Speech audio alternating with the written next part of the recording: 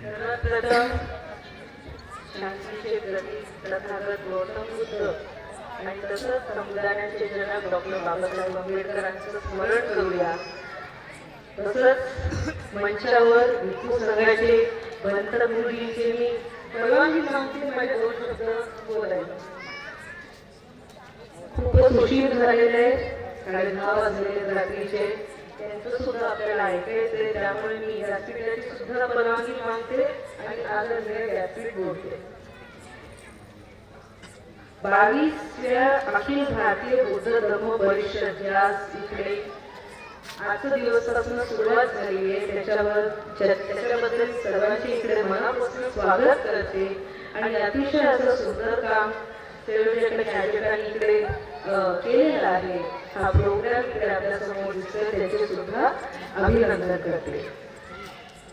दादांनी आपल्याला जसं सांगितलं की आपण भगवान गौतम बुद्धांचं शिकवण आपल्या शाळेत भेटायला पाहिजे। मला दादांना सांगायचे की मला जेवढं शिकवण त्यांचं माहिती आहे, मी माझ्या शाळेत शिकले आणि माझ्या आई वडिलांनी मला त्यांच्याबद्दल सांगितलेलं आहे। मी माझ्या शाळेत मुंबईला शिकले, तिकडे माझं सगळं शिक्षण अंग्रेजीत झालेलं आहे। तिकडे 8.5 म्हणतात, इकडे आपल्याकडे अष्टांगिक मार्ग म्हणतात। हे अतिशय सुंदर 8 असे मार्ग आहेत जे आपल्याला देवाने स्वयं दाखवलेले आहेत आणि ते जे मार्ग आपण आज आपल्या आयुष्यात वापरले तर मला असं वाटतं आपल्या आयुष्याचं कल्याण होतं, नक्कीच होतं। आणि त्या सगळ्या गोष्टींना मी सुद्धा मानते। विचार चांगले करायला पाहिजे, चांगलं बोलायला पाहिजे, एकमेकांशी प्रेम भावात राहिलं पाहिजे। या सगळ्या गोष्टींबद्दल देवाने आपल्याला सांगितले तर आजच्या काळाची गरज, जसं दादांनी सांगितलं, नक्कीच मला वाटतं की आपल्या सर्वांना ही गोष्ट शिकण्यासारखी आहे आणि पुढच्या युवकांना सुद्धा ही गोष्ट शिकण्यासारखी आहे।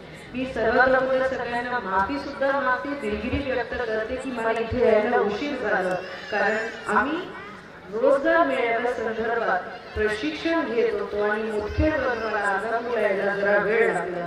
पण इथे मला माहिती आहे हा मंच नाही, पण तरी मला बोलायची इच्छा आहे की आता इथे आपल्या आगापुराला 22 फेब्रुवारीला आपल्याकडे एक मोठं भव्य दिव्य रोजगार मेळावा आपल्या मतदारसंघाच्या तरुणांसाठी आम्ही हा आयोजित केलाय।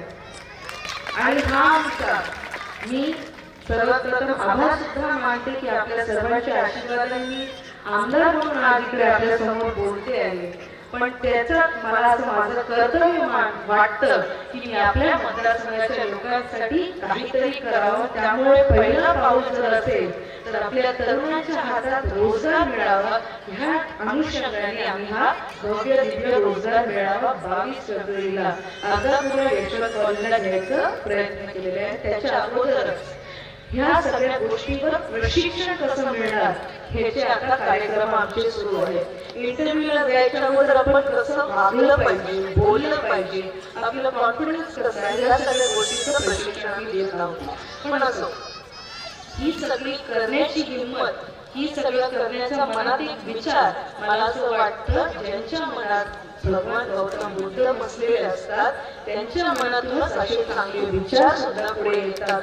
आणि त्यामुळे आम्हाला आमच्या मतदारसंघाच्या लोकांची मदत करण्यासाठी असे विचार आमच्या कुटुंबापासून, शंकरराव चव्हाणपासून, अशोकराव चव्हाण साहेब असतील, भाभीजी असतील किंवा आज मी म्हणून आहे, त्यामुळे आमच्या कुटुंबाने जेवढं योगदान आपल्या मतदारसंघासाठी, आपल्या लोकांसाठी, नांदेड जिल्ह्यासाठी केले, तेवढं मला वाटतं त्यांची मेहनत आज आमच्या इकडे दिसून येते।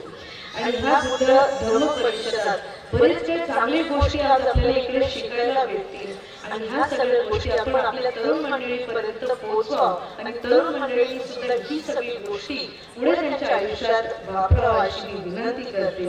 आणि माझे 2 शब्द इकडे मी थांबवते, कारण मला माहिती आहे भरपूर उशीर झालेला आहे, आपल्या सर्वांना यांचं सुद्धा ऐकायचं आहे। पण परत एकदा आपल्या सर्वांचे खूप खूप आभार मानते। अतिशय सुंदर कार्यक्रम इकडे आपण संयोजकांचे सुद्धा अभिनंदन करते। सुंदर कार्यक्रम इकडे आपण मांडलेला आहे, त्याच्याबद्दल मी आभार सगळ्यांचे मानते, थांबते। जय हिंद, जय महाराष्ट्र, जय भीम, जय बुद्ध।